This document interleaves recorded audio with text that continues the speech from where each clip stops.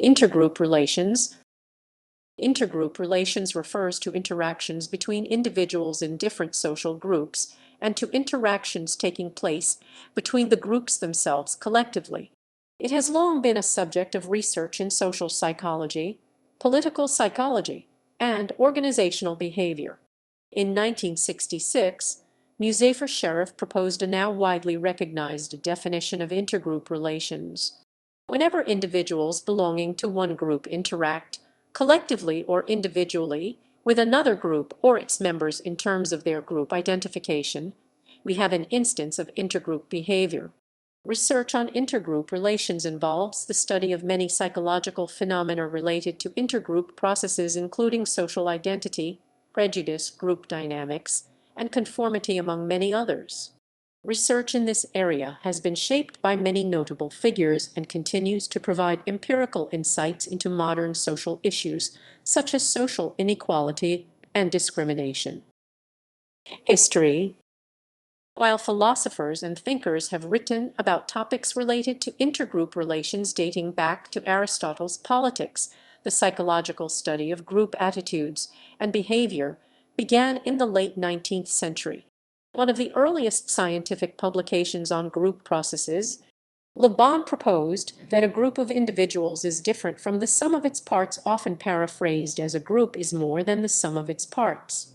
This fundamental idea of crowd psychology states that when individuals form a group, this group behaves differently than each individual would normally act. Lewin theorized that when individuals formed a group or crowd, there would emerge a new psychological construct which would be shaped by the group's racial collective unconscious. Lewin put forth three phenomena that explained crowd behavior: submergence or anonymity, when individuals lose their sense of self and responsibility by joining a crowd; contagion, the tendency for individuals in a crowd to follow the beliefs and behaviors of the crowd; and suggestion, which refers to how the beliefs and behaviors of the crowd are shaped by a subsequent generations of intergroup relations and social influence. Researchers built from these foundational ideas and explored them through empirical studies. The empirical study of intergroup relations, as well as the broader field of social psychology, grew tremendously in the years following World War II. The events of World War II, including the rise of Adolf Hitler and fascism, the Holocaust, and the widespread use of propaganda, led many social scientists to study intergroup conflict, obedience, conformity, dehumanization, and other related phenomena.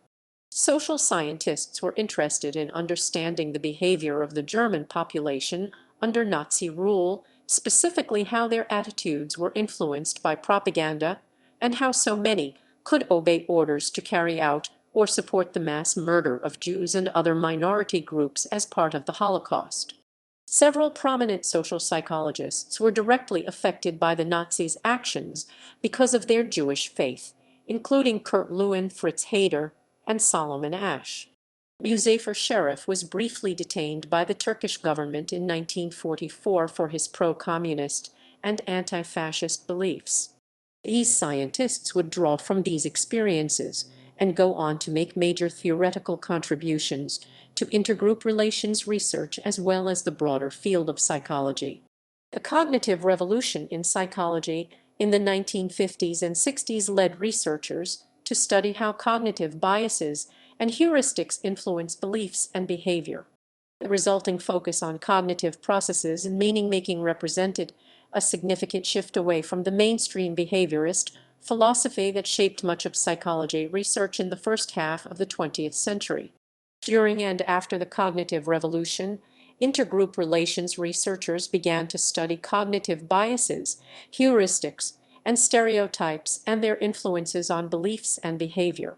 Solomon Asch's studies on conformity in the 1950s were among the first experiments to explore how a cognitive process, the need to conform to the behavior of the group, could override individual preferences to direct. Leon Festinger also focused on cognitive processes in developing cognitive dissonance theory, which Elliot Aronson and other researchers would later build upon to describe how individuals feel liking for a group they were initiated into but whose views they may not agree with. The civil rights movement of the 1950s and 60s led social scientists to study prejudice, discrimination, and collective action in the context of race in America. In 1952, the NOC put out a call for social science research to further study these issues in light of the Brown v. Board of Education lawsuit. Gordon Allport's 1954 book The Nature of Prejudice provided the first theoretical framework for understanding and counteracting prejudice, and cemented prejudice as a central focus of social psychology. In his book, Allport proposed the contact hypothesis, which states that interpersonal contact, under the correct conditions, can be an effective means of reducing prejudice, discrimination, and reliance on stereotypes. Subsequent generations of scientists built on and applied Allport's contact hypothesis to other domains of prejudice, including sexism, homophobia, and ableism. In 1967, Martin Luther King spoke at the annual meeting of the American Psychological Association, urging social scientists to advance causes of social justice in their research. In his speech, King called on scientists to study many topics related to the civil rights movement, including the barriers to upward social mobility for African Americans, political engagement and action in the African American community, and the processes of psychological and ideological change among African Americans and whites. Intergroup relations research in the final decades of the 20th century refined earlier theories and applied insights from the field in real-world settings. For example, Lee Ross applied his research on correspondence biases and attributional errors in his work on the conflict resolution process in Northern Ireland during the Troubles. Other researchers have focused on positive elements of intergroup behavior, including helping, cooperation, and altruism between groups. One example of this is a recent field study by Betsy Palak and colleagues, where they used a radio drama infused with positive social norms to increase reconciliation behaviors and attitudes among an entire village in Rwanda. Researchers have also applied intergroup theories to workplace settings. One such example is Richard Hackman's work on creating and managing groups or teams in the workplace. Hackman proposed that teams and work groups are successful when specific conditions are met. Specifically, when members of the team and their clients are satisfied, team members are able to grow professionally, and team members find their work meaningful. The advancement of technology has also shaped the study of intergroup relations, first with the adoption of computer software and later with the utilization of neuroimaging techniques such as fMRI. One example of psychologists leveraging new technology to advance intergroup relations research is the implicit association test IAT developed by Anthony Greenwald and colleagues in 1998 as a means to measure the strength of implicit automatic association of between different mental representations of objects. The IAT is commonly used to measure the strength of implicit bias for a variety of constructs, including gender, workplace stereotypes, and stereotypes about race. Foundational theories. Contact hypothesis. Gordon Allport developed this hypothesis, which states that contact with members of another social group in the appropriate circumstances can lead to a reduction of prejudice between majority and minority group members. There are three psychological processes underlying the contact hypothesis: learning about the outgroup through direct contact, fear and anxiety reduction when interacting with the outgroup, and increased ability to perspective take and empathize with the outgroup, which results in reduced negative evaluation. These processes take place optimally when four conditions are met.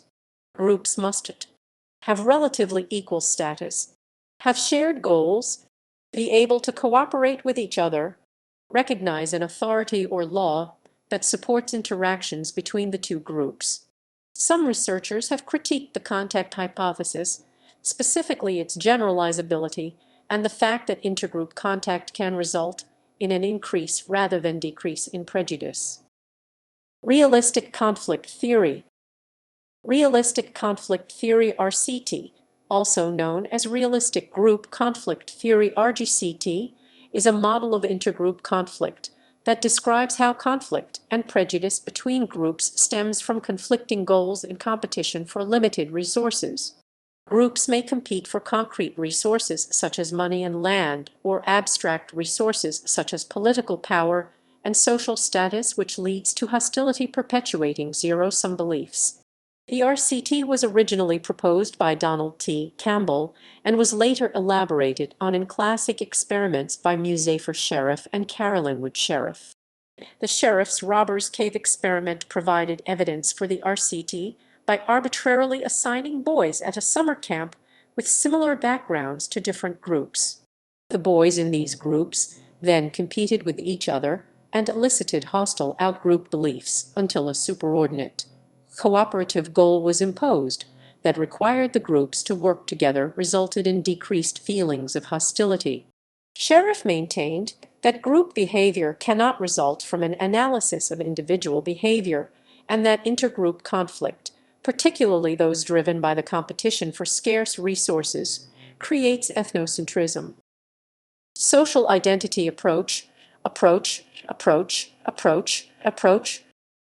In the 1970s and 80s, Henri Tajfel and John Turner proposed two connected theories of social identity, self-categorization theory and social identity theory, that together form a method for understanding the psychological processes underlying how individuals make sense of their identities and group membership. Self-categorization theory explains the contexts in which an individual perceives a collection of people as a group and the psychological processes that result from an individual perceiving people in terms of a group. Social identity theory describes how individual identities shaped by membership in a social group. It also predicts differences in intergroup behavior based on perceived status differences between social groups, the legitimacy and stability of those perceived status differences, and ability to move between social groups. The social identity approach has had a wide-ranging impact on social psychology, influencing theory on topics such as social influence, self-stereotyping, and personality. Current directions. Early research on intergroup relations focused on understanding the processes behind group interactions and dynamics, constructing theories to explain these processes and related psychological phenomena.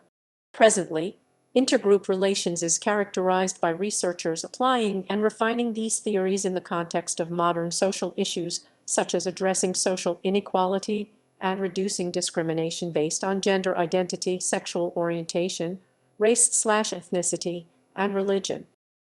Prejudice reduction. Theories from intergroup relations research have informed many approaches to prejudice reduction. Researchers have focused on developing theoretical frameworks for understanding how to effectively reduce intergroup conflict and prejudice. For example, a recent intervention developed by Patricia Devine and colleagues focuses on training individuals to overcome cognitive biases and reduce implicit bias. The intervention resulted in reduced implicit bias up to 2 months after the intervention was administered. Other prejudice reduction research has investigated intergroup interaction techniques, including cooperative learning such as Elliot Aronson's Jigsaw Classroom and making group identity less salient or a superor. Meta-analyses of implicit bias reduction studies have shown that many produce limited effects that do not persist outside of a laboratory setting. Some researchers have called for more field research and studies that employ longitudinal designs to test the external validity and durability of existing prejudice reduction techniques, especially workplace diversity programs that may not be informed by empirical research. Addressing social inequalities. Notable figures 1900–1979. Lewin. Kurt Lewin is considered to be one of the founding fathers of social psychology and made major contributions to psychological research. Lewin founded the Research Center for Group Dynamics at MIT in 1945. Lewin was interested in the scientific study of the processes that influence individuals in group situations, and the center initially focused on group productivity, communication, social perception, intergroup relations, group membership, leadership, and improving the functioning of groups. Lewin coined the term group dynamics to describe how individuals and groups. In terms of intergroup relations, he applied his formula of the equals FP, behavior is a function of the person and their environment to group behavior. The theory behind this formula, which emphasizes that context shapes behavior in conjunction with an individual's motivations and beliefs, is a cornerstone of social psychological research. Lewin conducted numerous studies that pioneered the field of organizational psychology, including the Harwood research studies, which showed that group decision-making, leadership training, and self-management techniques could improve employee productivity. Gordon Allport. The American social psychologist Gordon Allport is considered to be one of the pioneers of the psychological study of intergroup relations. Especially influential is Allport's 1954 book The Nature of Prejudice, which proposed the contact hypothesis and has provided a foundation for research on prejudice and discrimination since the mid-1950s. Allport's contributions to the field are still being elaborated upon by psychologists, with one example being the common in-group identity model developed by Jack Dovidio and Samuel Gardner in the 1990s. In honor of Allport's contributions to psychology, the Society for the Psychological Study of Social Issues named their annual Intergroup Relations Prize after him. Beyond his theoretical contributions to the field, Allport mentored many students who would go on to make important contributions of their own to intergroup relations research. These students include Anthony Greenwald, Stanley Milgram, and Thomas Pettigrew. Muzafer Sherif and Carolyn Sherif. Muzafer Sherif and Carolyn Sherif performed multiple notable experiments on the subject in the mid-20th century, including the Robbers Cave experiments. These studies have had a lasting impact on the field, providing a theoretical explanation for the origin of intergroup prejudice while also exploring techniques to reduce negative attitudes between groups.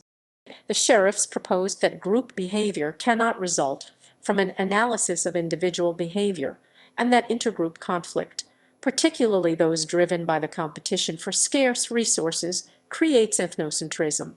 Muzafer Sherif's research on the psychology of group conflict was informed by his experiences observing and studying discrimination and social pressures in the United States and in Turkey. Carolyn Sherif, along with Muzafer Sherif and Carl Hovland, developed social judgment theory, a model for self-persuasion that explains how individuals perceive and evaluate new ideas by comparing them with current attitudes. The theory sought to outline how individuals make sense of persuasive messages and how this can in turn influence individual and group beliefs. Solomon Asch. Solomon Asch's work on conformity in the 1950s also helped shape the study of intergroup relations by exploring how the social pressures of group membership influence individuals to adhere their behavior, attitudes, and beliefs to group norms. The results of these studies showed that individuals could yield to group pressure, with subsequent studies investigating the conditions under which individuals are more or less likely to conform to the behavior of the group. Asch's research, along with Stanley Milgram's shock experiments, shed light on the psychological processes underlying obedience, conformity, and authority. Henri Tajfel and John Turner. British psychologists Henri Tajfel and John Turner developed social identity theory and later self-categorization theory, pioneering the social identity approach in psychology in the 1970s and 80s. Tajfel and Turner were among the first psychologists to study the importance of social group membership and explore how the salience of an individual's group membership determined behavior and beliefs in the group context. Tajfel invented the minimal groups paradigm, an experimental method of arbitrarily assigning to individuals to groups, e.g., by flipping a coin, which showed that even when individuals were divided into arbitrary, meaningless groups, they tended to show favoritism for their own group. Notable figures 1980-present. Lee Ross. Lee Ross has conducted research on several psychological phenomena closely related to intergroup relations, including the fundamental attribution error, belief perseverance, and most recently naive realism, the idea that individuals believe they see the world objectively, and that those who disagree with them must be irrational or biased.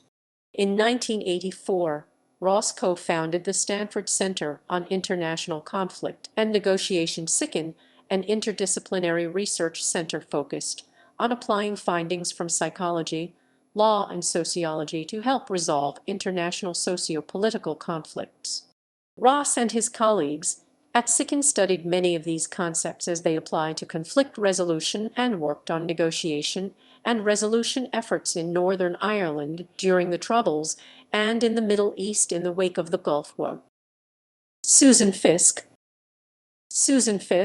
along with her colleagues Amy Cuddy, Peter Glick, and Jun Zhu, developed the stereotype content model, which states that stereotypes and intergroup impressions are formed along two dimensions, warmth and competence. The stereotype content model builds from evolutionary psychology theory, stating that individuals tend to first assess whether people are a threat, warmth, and then assess how people will act based on the initial assessment, competence. It follows that social groups that compete for real or perceived resources, such as money or political power, are considered low on warmth, while social groups that are high status, e.g. in terms of finance or education, are rated high on competence. Fiske also co-developed the widely used ambivalent sexism inventory, a measure of hostile sexism and benevolent sexism. Claude Steele and his colleagues, Steve Spencer and Joshua Aronson, are known for studying stereotype threat, the situational pressure one feels when they are at risk of confirming a negative stereotype about their group. Three factors underlie the mechanism of stereotype threat: stress arousal, performance monitoring, and cognitive efforts to reduce negative thoughts and feelings. There is evidence that stereotype threat plays a role in lower academic and professional performance among individuals in negatively stereotyped groups, although other studies have called this into question. Steele and his collaborators have studied several forms of interventions to mitigate stereotype threat, including self-affirmation methods and providing psychologically wise, critical feedback. Anthony Greenwald, Jim Sidanius, and Felicia Prato developed social dominance theory, which states that most social groups are organized into hierarchies within developed societies. According to the theory, these hierarchies are based on age, with older individuals having more power, sex, with men having more power than women, and arbitrary set hierarchies which are culturally defined and can include race/ethnicity, religion, and nationality. The theory also predicts patterns of group conflict based on a high-power hegemonic groups discriminating and oppressing low-power groups, with one mechanism of oppression involving myths that legitimize the hegemonic group's status. Sidanius developed the social dominance orientation scale to measure the desire for one's in-group to dominate and be superior to out-groups. Jennifer Richeson, Jennifer Eberhardt conducts research that investigates the psychological associations between race/ethnicity and crime. She has shown that police officers tend to identify black faces as criminals more often than white faces, that criminal defendants with more stereotypically black features were more likely to receive harsher sentences, including the death penalty, and that when people think of black juvenile offenders, they tend to perceive all juvenile offenders as more adult, resulting in higher. Eberhardt received a MacArthur Foundation Fellowship in 2014 for her research on the effects of racial bias and their societal consequences. She is a co-founder of Social Psychological Answers to Real-World Questions, SPARC, a translational research organization that applies psychological findings to address social issues. Academic journals.